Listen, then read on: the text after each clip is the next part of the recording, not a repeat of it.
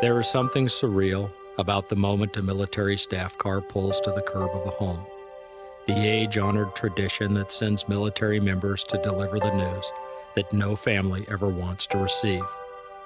For those who are delivering the news, it is the longest walk they'll ever make. For no matter how well rehearsed, no matter how many times they formulate the words they know they must eventually say, each and every word will be torturous to deliver and even more torturous to receive. He spoke the ever-famous words of, "The President and the Department of Defense regret to inform me." And those words carry such a life-changing, a life-changing momentum with them. She said 2 Army men had just left her house. That Brennan had been killed in action. I went totally numb, there was no feeling at all. I just didn't want to believe it was true.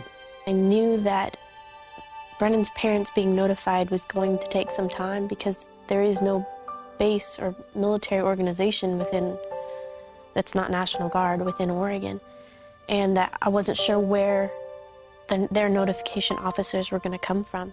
Up rolls a car, and just by the description of the car, you knew this was a government vehicle. I remember one of the first things that Linda said was, "Don't let him come to the door." I know she was still holding out hope, that there was a mistake. Even myself, inside myself, I was saying, "You're not coming to my house. You're going to somebody else's house down the street." It was a way of holding off even for another minute or 2 minutes, the news or the reality of what had taken place.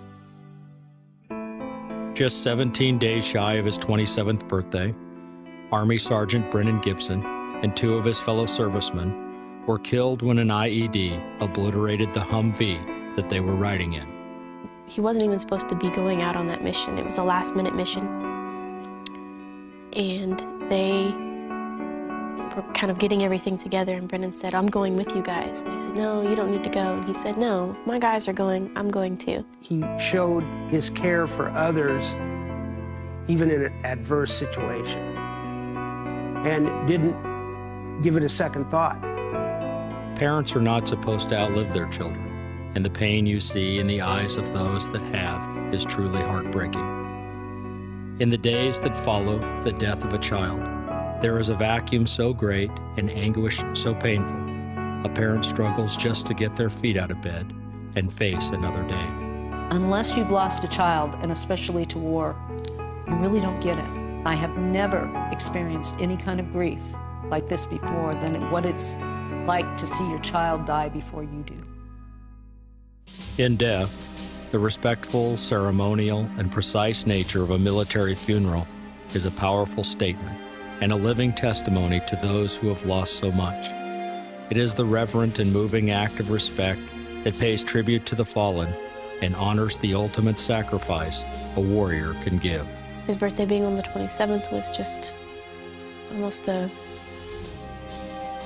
calling that was the day we were going to bury him too. I thought it was kind of neat that on his 27th birthday, we would honor his and celebrate his life, as well as say goodbye or see ya. Imagine if you can, however, in the midst of such unbearable grief, in the middle of their deepest sorrow and struggling to cope with their loss, they receive word that someone's planning to picket the funeral of their son and even make their day worse. My casualty affairs officer had pulled me aside as soon as I landed, and he said there's a chance that there will be some protesters at Brennan's funeral. In Kansas, there is a radical and extremely misguided group of fanatics that twist a Bible full of hopes for their own demented purpose. They travel to the funerals of our war fallen, our American heroes, proselytizing their perverted and twisted truth. These protesters use the backdrop of the broken and the service of those who sacrificed everything as a platform for their message of hate. Everything I stood for, they were coming against. Everything this young man stood for and gave his life for, they mocked It was another surreal moment of who would protest a funeral.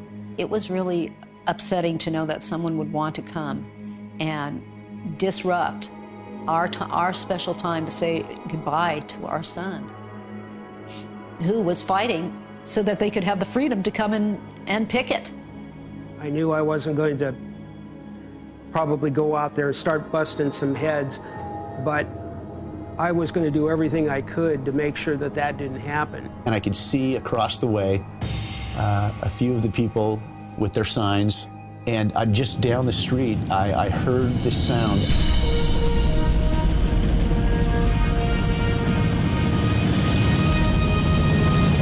When I saw them, I was overwhelmed by the fact of the cavalry's here. It was just absolutely wonderful to see them ride up on their motorcycles with their flags. I've seen a lot of great things.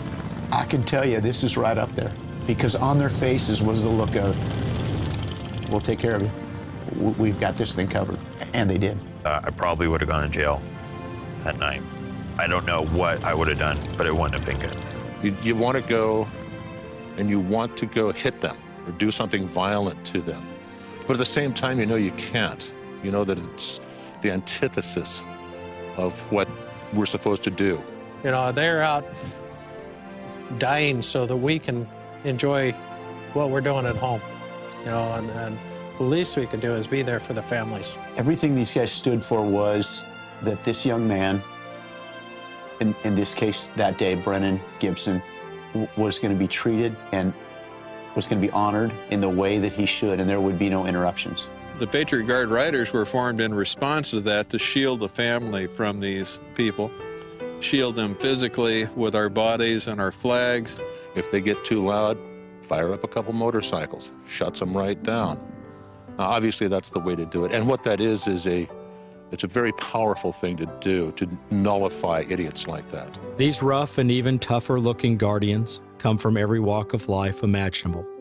With over 186,000 members nationwide and climbing, they are motivated by a sense of fairness and hell-bent on ensuring that those who have paid the ultimate price of freedom receive the funeral and respect they deserve. We've been out here when it's been below freezing. We've been out here in the pouring rain, the snow, the sleet, wind blowing. We feel that it's the least that we can do for what they've paid. To have an organization like this there for families of fallen service people is a godsend. If there's a little bit of a way that I can help to give back part of what they've lost, just even though it's very minor compared to what they're giving up, I'd jump at the chance. Even though I've done 250 or 300 of these, each one is different, each family is different, each setting is different. You know, we all feel it. I feel very honored to be a part of this organization. For me, it's very cathartic. We're not a political organization in any way, and when we get together, we're all Americans and we're all here for the same purpose, and that is to honor the fallen hero. Some within their ranks have never served a day in the military. Some join the group because of a first-hand experience they've had with the group at a funeral for their family member.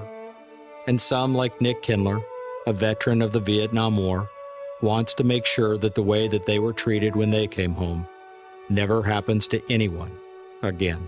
When we came back from Vietnam, we came back as pariahs. I was never spit on, but I was called a baby killer. I was denounced.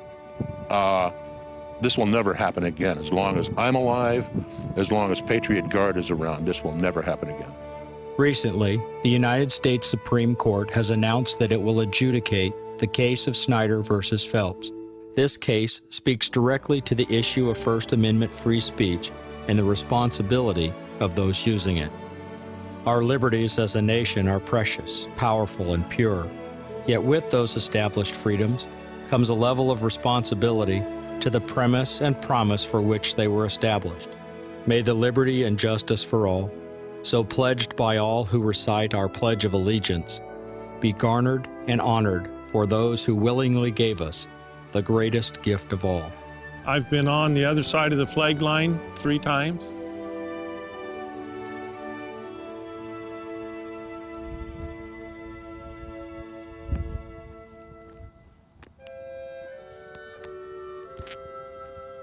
It's a different feeling.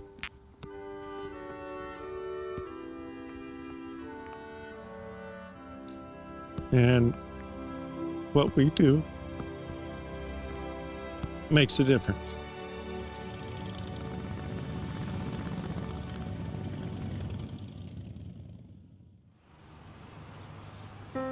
There is a piece of property on a quiet ridge with a majestic view of Mount Hood and Mount St. Helens near Portland, Oregon. A strip of that ground belongs to Sergeant Brennan Gibson, interred with over 100,000 other warriors just like him. It is a national cemetery that honors and entombs the faithful and the fallen. Scripture teaches that love is never expressed with more power or clarity than when a person lays down their life for another. John and Linda, Karina and Ken see the significant difference between words like lost and given. Unanimous in their conviction that American warriors are willingly giving and surrendering their life for the lives of others. They did not lose, and no one took from them the life for which they freely gave.